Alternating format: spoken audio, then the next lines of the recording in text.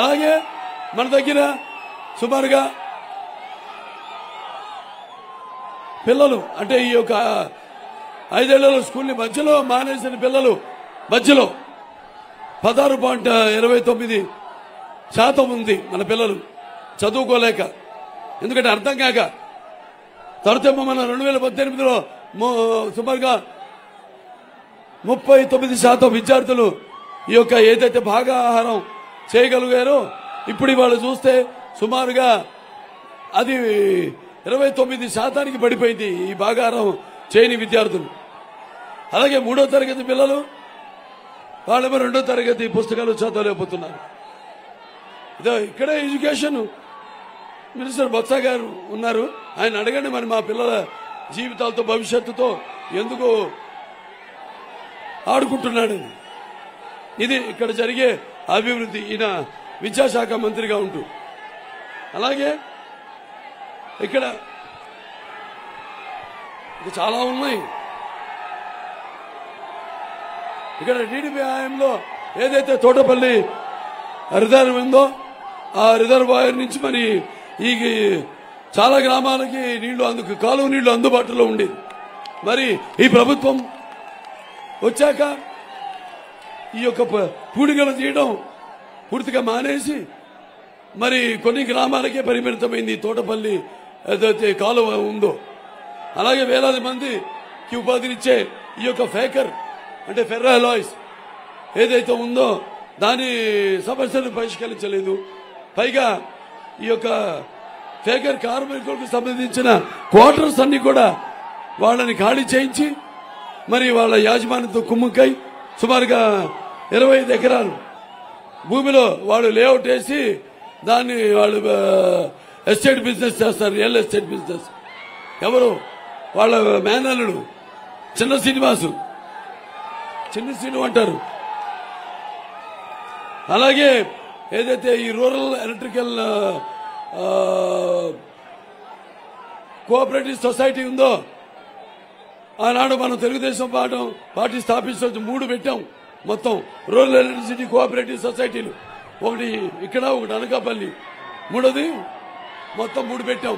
మరి దాని ద్వారా ఇక్కడ ఈ 4 మండలాలు కూడా దాని ద్వారా మన రైతులకు కానీ ప్రతి ఒక్కరికి కానీ మన విద్యుత్ సప్లై చేయడం జరిగేది. రైతుల అవసరాలను బట్టి వాడికి ఎక్స్ట్రా కనెక్షన్స్ కూడా ఇచ్చేవాళ్ళం మనం. ఈ యొక్క ఎలక్ట్రిసిటీ కనెక్షన్స్ ఇచ్చేవాళ్ళు. మరి వీళ్ళు వచ్చారు, చాలా లాభాల్లో నడిచేది.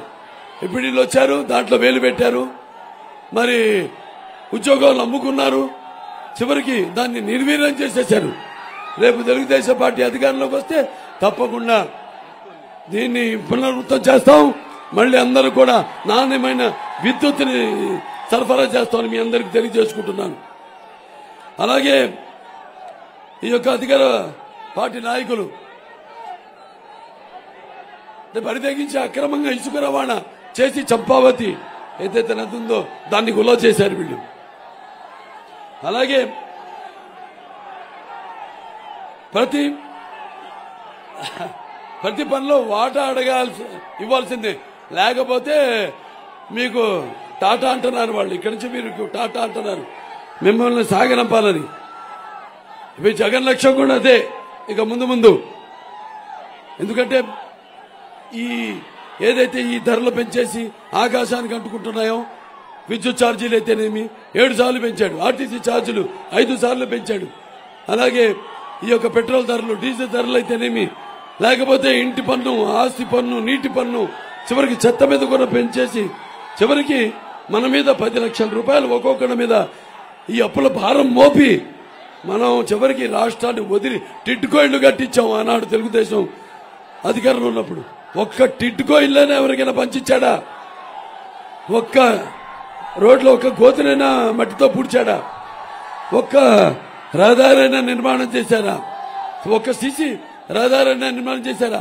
ఒక సీసీ డ్రైన్ అయినా వేశారా? ఇది వాళ్ళ భవిష్యత్తు కార్యాచరణ ఏంటంటే మనమంతా కూడా ఈ యొక్క రాష్ట్రాన్ని వదిలిపెట్టి వెళ్లిపోవాలి. అతనికి కావాల్సింది అదే అతని భవిష్యత్ కార్యాచరణ. అలాగే ఈ యొక్క ఆంధ్ర ఫెర్రాలాయిస్ ఏదైతే ఉందో దాన్ని మరి ముగించి వేసి అక్కడ యాజమాన్యాన్ని బెదిరించి ఈ ఏదైతే 40 ఎకరాలు ఉందో ఆ భూములను తన కుటుంబ సభ్యుల పేరుతో రిజిస్ట్రేషన్ చేయించాడు. ఇది వీడు చేసే ఇక్కడ నిర్వాహకం. అలాగే ఇప్పుడు ఇక్కడ బొత్స గురించి చెప్పాలంటే ముందు ఇక్కడ స్కాములు అంటే అక్రమ స్కాములు లేకపోతే అంటే ముందుగా ఈ మ్యాంగనీస్ మైనింగ్, అది బోగస్ లైసెన్స్, లేకపోతే లైసెన్స్ లేకుండా మైనింగ్ చేయడం, లేకపోతే ఇష్టొచ్చినట్టు వాళ్ళకి మైనింగ్ చేయవలసిన దానికంటే కూడా 200 రెట్లు మైనింగ్ చేయడం, దాన్ని ఒరిస్సా సీపోర్ట్ ద్వారా తరలించడం. అలాగే ఒక రోజులో కోట్ల రూపాయలు కొల్లగొడుతున్నాడు ఈ బొత్స సత్యనారాయణ గారు. ఇవన్నీ కూడా మనం పరిగణలోకి తీసుకుని ఏదైతే రేపు ఎన్నికలు జరుగుతున్నాయో మరి ఆనాడు తెలుగుదేశం చేసిన సంక్షేమ అభివృద్ధి కార్యక్రమాలన్నీ కూడా ఆనాడు మరి ఎస్సీలు ఉన్నారు. ఆనాడు ఎస్సీల మీద వీళ్ళు చేయని దౌర్జన్యం లేదు. ఆనాడు తెలుగుదేశం పార్టీ అధికారంలో ఉన్నప్పుడు మరి 25 పథకాలని ఎస్సీల అభివృద్ధి కోసం సంక్షేమం కోసం ప్రవేశపెడితే మొత్తం ఎస్సీ సబ్ ప్లాన్నే రద్దు చేశాడు. మొత్తం 25 పథకాలు పోయాయి. మరి ఎస్సీలు